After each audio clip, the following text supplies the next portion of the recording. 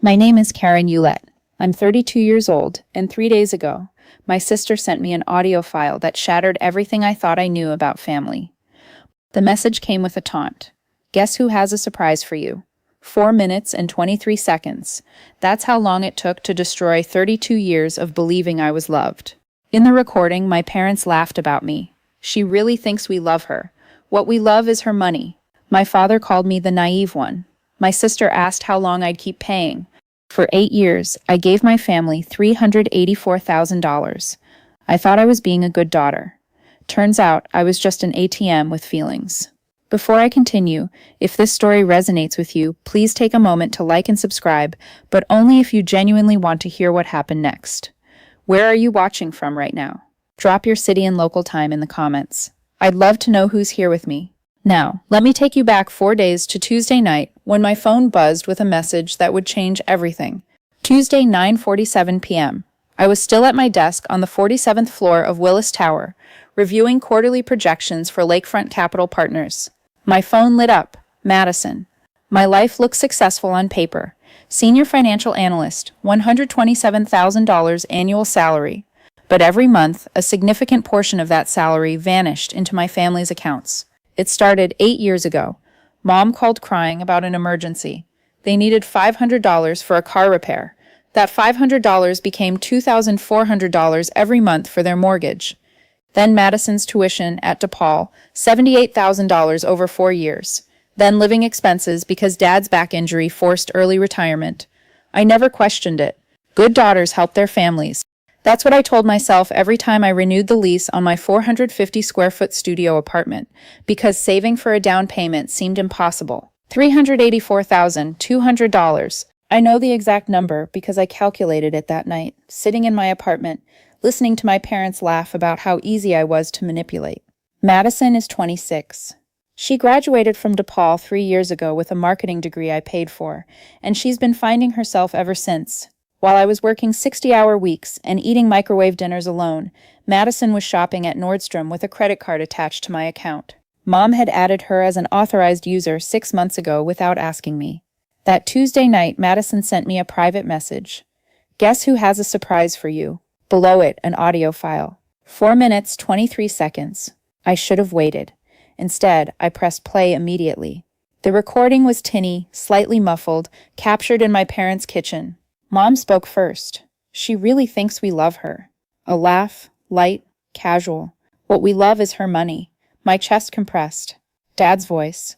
Well, she's always been the naive one. Then Madison. How long do you think she'll keep paying? Mom answered without hesitation. As long as she believes we need her. That's her weakness. She needs to feel needed. More laughter. I stopped the recording. My studio apartment was dark. I sat on the edge of my bed for 10 minutes without moving. No tears, no screaming. Just silence and the slow, devastating arithmetic of realizing that $384,000 hadn't bought love, it had bought contempt. My phone buzzed. Madison again. Did you listen? I stared at her message. Then I typed back 4 words. So do I. I didn't sleep that night. Instead, I listened to the recording 3 more times, taking notes like I was preparing a financial audit. Then I opened my banking app. 8 years of transactions. I created a spreadsheet categorizing every transfer I'd ever made to anyone with my last name. Mortgage payments, $230,400. Madison's tuition, $78,000. Living expenses, $47,300. Emergency loans never repaid, $28,500. Total, $384,200. I thought about what that money could have been. A down payment on a condo, a retirement account, a vacation, even one vacation anywhere in the world. At 3 a.m., I emailed Rebecca Torres, my best friend since Northwestern, now a lawyer. I need to talk. It's about my family and $380,000. Her reply came at 3:12 a.m. Coffee tomorrow, 8 a.m. I'm already clearing my schedule. Wednesday, 8 a.m., Rebecca was already at Intelligentsia Coffee when I arrived. 2 lattes on the table and her legal pad out. Play it, she said before I even sat down. Rebecca listened with her lawyer face on. When it finished, she sat back. Financial exploitation within a family context. It's more common than you'd think. Is the recording legal? Illinois is a one-party consent state. Madison was present, so she consented by being there. It's admissible. She pulled out her phone. Send me the file. After checking the metadata, timestamp shows last Sunday at 2:34 p.m. No signs of editing. This is authentic. What do I do? Rebecca looked at me steadily. First you freeze that credit card today, then you cancel that trip they booked without permission, and then you decide what you want to happen next. I should mention, 2 weeks before the recording, I'd noticed a charge on my visa. Liberty Travel, $28,450, a 3-week European tour. When I called Mom, she laughed. Surprise! You're giving us the trip of a lifetime for our anniversary. Isn't that wonderful? We already told everyone. That was the plan for Sunday's anniversary party. Show up, give my speech, hand over the trip details, watch my parents beam while everyone applauded my generosity. Then Madison sent me the file. Thursday, I called Chase Bank from my desk. I need to freeze the visa ending in 4,721 immediately. Then Liberty Travel. I need to cancel reservation number LT2 847591. You're within the 72-hour modification window, so you'll receive a full refund. $28,450 will be credited within 5-7 business days. Then an email to payroll. Please cancel the recurring monthly transfer of $2,400 effective immediately. 3 phone calls, 2 emails, 45 minutes. That's how long it took to dismantle 8 years of financial dependence. At 8:47 a.m., my phone buzzed. Decline transaction at Nordstrom. Card ending 4,721. Madison trying to use my card. At 2 p.m., Mom called. Karen, honey, is something wrong with your credit card? Madison said it got declined. I froze it. Silence. 3 full seconds. The trip I didn't book, I said calmly. The $28,000 trip you charged to my card without asking. What's yours? What's mine is mine, I finished. The silence that followed was the longest of my life. I hope you work through it before Sunday. Don't embarrass us. Click. That evening, Madison FaceTimed. You've caused quite the stir. I have to say, I didn't expect this reaction. You're usually so accommodating. Why did you send me that recording, Madison? She tilted her head, smiling. Honestly, I wanted to see what you'd do. I thought you'd cry, call Mom, and everything would smooth over by Sunday. I didn't think you'd actually do anything. Are you coming Sunday? She asked. Mom said if you don't show up and act normal, she'll call your boss and tell him you're having a mental breakdown. I ended the call and started my phone's voice memo app. Recording, 3 minutes 41 seconds. Friday, I knocked on Daniel Mercer's door, apartment 4C, my neighbor, a freelance photographer, and genuinely kind person. Can I ask you a huge favor? I need someone to come with me to an event on Sunday, a family party. I need a witness. Daniel studied my face. This is serious. The most serious thing I've ever done. Then I'm in. What time do we leave? As I turned to go, he handed me a business card. My therapist, Dr. Ellen Park. Whatever happened Sunday, you should talk to someone professional afterward. Saturday. My phone became a battlefield. Aunt Ruth, Uncle Frank, Cousin Lisa, Grandma, all calling with variations of the same message. Family forgives. Don't make a scene. Your mother is devastated. Mom had worked fast, seeding a story that painted her as the victim, and me as the unstable daughter who needed managing. But at 6:47 p.m., Grandma called again, private this time. Karen, it's Grandma, alone this time. Her voice was quieter. I don't know the whole story, and your mother Patricia has always had her ways. Whatever you're planning, just be careful. And know that I've always seen more than I've said. Sunday, 10 a.m. Mom called. No sweetness now, just steel. You will come to the party. You will give your speech. You will smile and present our gift and act like the grateful daughter everyone knows you are. You will never mention that card situation again. Or I call Richard Harrison, your CFO. I'll tell him my daughter is suffering from mental health issues. Who would doubt me, Karen? Everyone will look at you differently. Are you recording this conversation, Mom? She hesitated. What? Because I am. I've been recording since I answered 3 minutes 47 seconds so far. A recording of you threatening to sabotage my career unless I comply with your demands, combined with the recording Madison sent me.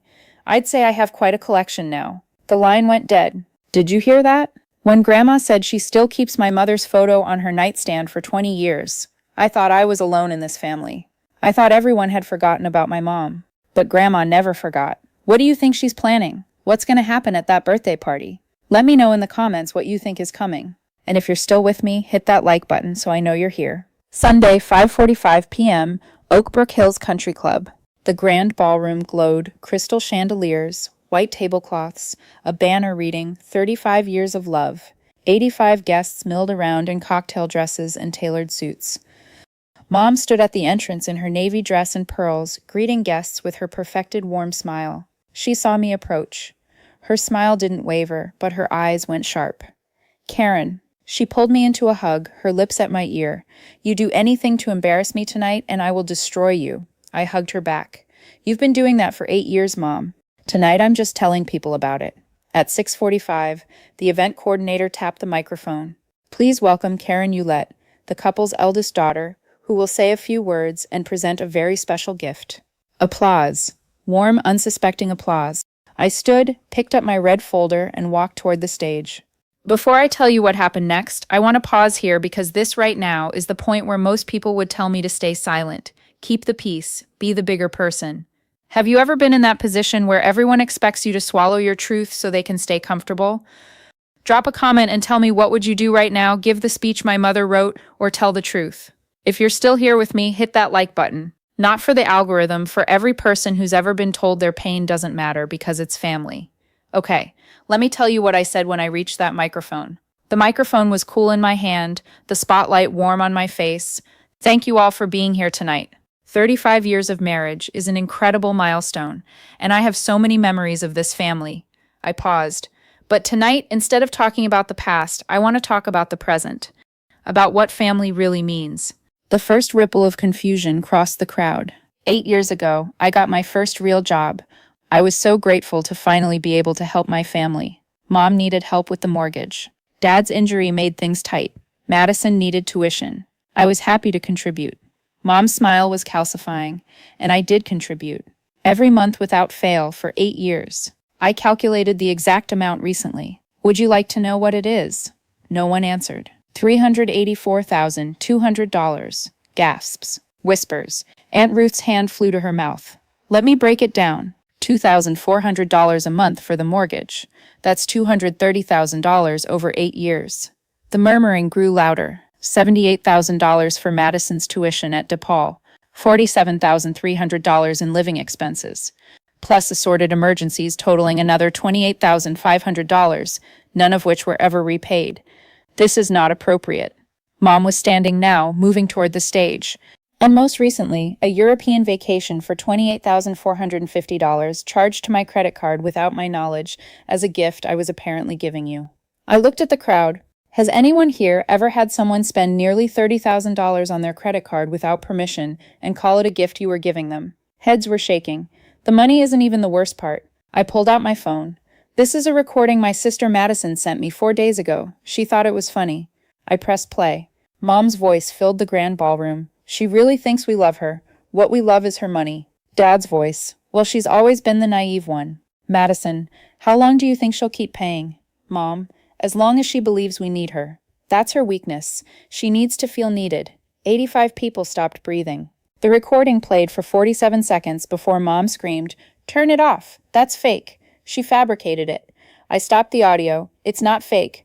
The file has metadata showing it was recorded last Sunday at 2:34 p.m. It's been verified by an attorney. I looked at Madison. And Madison, would you like to tell everyone who recorded this? Who sent it to me with the message, "Guess who has a surprise for you?" Every head turned toward my sister. She opened her mouth, closed it. Tears started streaming down her face. The room erupted. Mom charged up the stage steps. "You ungrateful. You're ruining everything." "I'm not ruining anything. I'm just not hiding it anymore. That recording is a lie. Mom." My voice cut through her panic. 85 people just heard your voice. You said my name. You laughed about me. Dad stood face crimson. "Karen, this is our anniversary. And you called me naive, Dad. You laughed while Mom said you only love my money." From the corner, Grandma's voice quiet but clear. "Patricia, you told me Karen insisted on paying because she felt guilty. You told me she begged you to take the money." Mom spun toward her. "Mother, stay out of this." "I will not. I spent 60 years building this family's reputation, and you've been lying to all of us." The chaos swirled. Voices, accusations, the scrape of chairs. "I'm not here for revenge," I said loud enough for those nearby to hear. "I'm here to set the record straight." I placed the red folder on the nearest table. I want to be clear about something. I'm not asking for repayment. I'm not suing anyone. I'm simply done. No more monthly transfers. No more emergency loans. No more credit cards used without permission. I paused. If my parents need genuine help in the future, real help, not luxury vacations, I'm willing to have a conversation, but it will be an honest one. The first honest conversation this family has ever had. I turned to Grandma. I'm sorry this happened at a party, but it was going to happen somewhere. At least now you know. She squeezed my hand. I know. I should have known sooner. I walked toward the exit without looking back. Should I forgive my father after everything he's done? Or are some boundaries necessary for survival? Tell me what you think in the comments. And if you want to hear how this ends, stay with me. We're almost there. The aftermath. The days that followed came in waves. Monday, Aunt Ruth called. Karen, I had no idea. Your mother told us you insisted. We all believed, I'm so sorry. Tuesday, an email from Madison. You ruined my life. I lost my job because now everyone knows. Are you happy? You got your revenge. I typed back. You sent me that recording to watch me suffer. You laughed about it. Your choices, your consequences. 2 weeks later, Mom called. Are you satisfied now? The whole church knows. My book club dropped me. Barbara Henderson won't return my calls. You publicly humiliated us at our anniversary. You said on recording that you don't love me. You only love my money. That was taken out of context. What context makes that acceptable? Silence. I'm not apologizing, she said. We raised you for 18 years. That costs money too. You owe us. Children aren't debts to collect, Mom. But something unexpected happened that evening. Dad called from his personal cell. Karen. His voice was tired. I'm not calling to argue. I wanted to say I'm sorry. I said nothing. Your mother's wrong. I know that. I've always known it. I just never had the courage to say so. It wasn't forgiveness, but it was a start. I want to pause here and ask you something. If you've watched this far, you probably see yourself somewhere in this story. Maybe you're the one who always pays. Maybe you're the one everyone calls too sensitive when you finally speak up. Maybe you've been told that protecting yourself is the same as betraying your family. Here's what I've learned. Boundaries aren't walls, they're doors. You get to decide who comes in. Drop a comment and tell me, have you ever set a boundary that changed your life? What happened? And if this story has meant something to you, share it with someone who needs to hear it. Sometimes knowing you're not alone is the first step. Okay, let me tell you what happened next. 1 month later, I sat in Dr. Ellen Park's office for my 4th session. How does it feel not to transfer that $2,400? Terrifying, I admitted, and also light, like I put down a backpack I didn't realize I was carrying. That afternoon, I walked into a real estate office. I'm looking to buy a condo, 2 bedrooms, Lincoln Park area if possible. With my full salary no longer siphoned away, I qualified for more than I'd imagined. You could be in a place by spring, the agent said. That evening, Daniel and Rebecca came over for dinner. To new beginnings, Daniel said, raising his glass. To Karen, who finally chose herself, Rebecca added. I looked around my tiny studio, soon to be traded for something bigger. These 2 people, friends who'd shown up without conditions. They were my family now. 3 months later, Dad sent an email. Karen, I've been thinking a lot about the last 32 years. I always knew your mother went too far. I knew the money situation was wrong. I knew you were being used. And I said nothing. Those were lies I told myself so I could sleep at night. I don't expect forgiveness, but I want you to know that I love you. Not for your money, for you. If you're willing, I'd like to see you. Without your mother, just to talk. We met at a coffee shop. He looked smaller than I remembered, grayer. Thank you for coming. We talked. Not excuses, acknowledgments. He talked about his own father who'd never said I love you once, about marrying Patricia because she seemed strong and certain, everything he wasn't. None of that makes it right, he finished. I just want you to understand why. I can have a relationship with you, I said carefully, but not if Mom's part of it. He nodded slowly. I understand. 6 months later, Mom never apologized. I didn't expect her to. Through the family grapevine, I learned she'd rewritten the story entirely. In her version, I'd had a mental breakdown. The recording was manipulated or taken out of context. She was the victim. Some people believed her. That was fine. The people who mattered knew the truth. Madison sent one final message. I hope you're happy with what you've done. You took everything from us. This is all your fault. I wrote a response in my notes app, every angry word, every justified defense, then deleted it without sending. Instead, I wrote in my journal what Dr. Park had suggested. Madison made a choice when she sent that recording. She wanted to hurt me. She succeeded, but not in the way she intended. I can grieve the sister I thought I had without taking responsibility for the sister she chose to be. Some relationships can heal, some can't. The wisdom is knowing which is which, and accepting that you can't control anyone's choices but your own. I chose peace. Whatever they chose was their business. On a Wednesday afternoon, I signed papers on a 2-bedroom condo in Lincoln Park with exposed brick walls and windows that caught the afternoon sun. My name on the deed, nobody else's. The housewarming party was small. Rebecca, Daniel, colleagues from work, Dad, awkward but trying, and Grandma, who insisted on bringing her famous apple pie. "I'm proud of you," she said. "Not just for this place, for all of it. Especially the party." Someone needed to say what everyone was thinking. Rebecca raised her glass.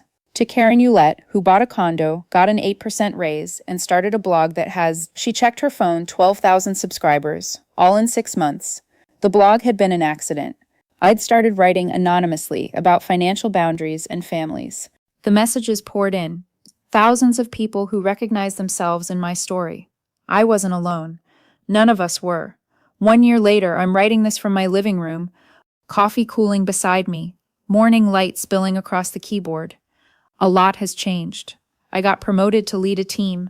My savings account has actual savings. I went to Hawaii last month, my first real vacation in 8 years. The blog has 18,000 subscribers now. Every week I get emails from people who finally had the conversation with their own families. Some relationships survived it, some didn't. All of them are more honest. Grandma passed 3 months ago. I was there at the end, holding her hand. I gave the eulogy. Dad and I meet once a month for coffee. It's not the relationship I dreamed of as a child, but it's real. Madison is still out there somewhere, still not speaking to me. Maybe one day she'll be ready for an honest conversation. Maybe she won't. Either way, my life moves forward. Before I go, I want to share something my therapist helped me understand. My mother grew up poor, not tight budget poor, but wondering if there would be dinner poor. That kind of childhood leaves marks.